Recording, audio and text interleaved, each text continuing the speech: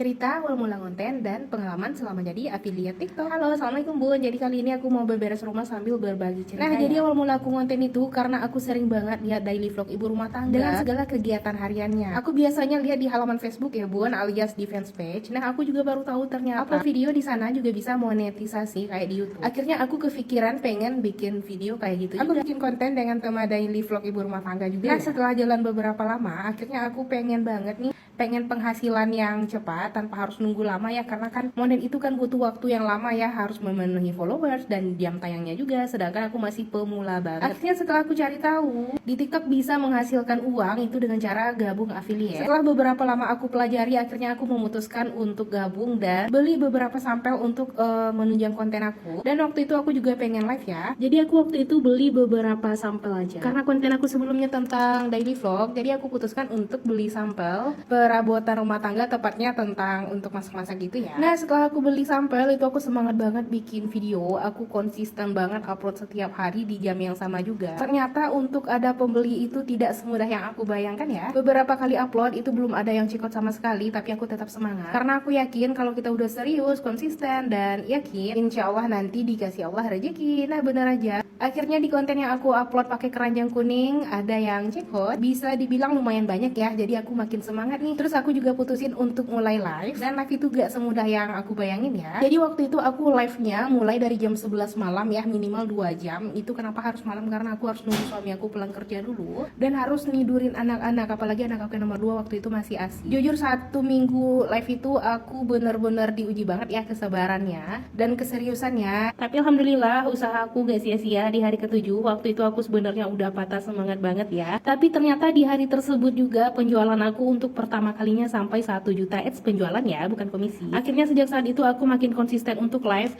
dan gak pernah telat sama sekali. Paling telat tuh paling cuman hitungan 1-5 menit aja, seperti itu aku saking konsistennya ya. Seiring berjalannya waktu ternyata video aku ada satu lagi yang FYP, dan alhamdulillah dari video tersebut juga aku bisa memiliki penghasilan yang alhamdulillah banget. Kebetulan itu kontennya tentang prasmanan ya.